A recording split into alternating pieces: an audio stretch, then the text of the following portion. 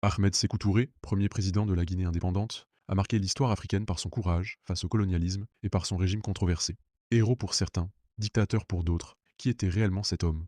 Né en 1922 à Farana, Ahmed Sékou Touré est l'arrière-petit-fils de Samori Touré, résistant face à la colonisation française. Dès son jeune âge, il défie l'autorité et se passionne pour la politique et le syndicalisme. Dans les années 1940, Sékou Touré devient un syndicaliste influent. Il milite pour les droits des travailleurs et s'oppose fermement à la domination française. En 1958, la France propose aux colonies un choix, rester sous son influence ou devenir indépendante. Contre toute attente, la Guinée dit non.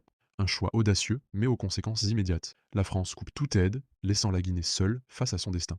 Le 2 octobre 1958, la Guinée devient le premier pays d'Afrique francophone à obtenir son indépendance totale. Sékou Touré instaure une politique socialiste et prône le panafricanisme. Après l'indépendance, la France ne digère pas le nom de la Guinée. Pour saboter son économie, elle lance une opération clandestine, l'inondation du pays avec de faux billets guinéens imprimés en masse. Ces billets illégaux provoquent une inflation massive et une instabilité financière.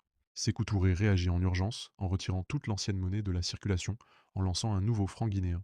Sous sa présidence, la Guinée mise sur l'autosuffisance et soutient les luttes de libération en Afrique. Mais son régime devient de plus en plus centralisé et autoritaire. Avec le temps, la paranoïa s'installe.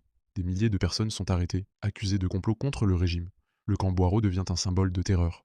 Le 26 mars 1984, Sékou Touré meurt à Cleveland, aux États-Unis, des suites d'une opération cardiaque. Quelques jours plus tard, l'armée renverse son régime et établit un nouveau gouvernement sous Lansana Conté. Ahmed Sékou Touré a marqué l'histoire de la Guinée et de l'Afrique. De son courage face à De Gaulle à son combat pour une Guinée souveraine, il a incarné l'espoir d'un continent en quête d'indépendance. Mais son règne a aussi été marqué par la répression, la peur et les prisons politiques.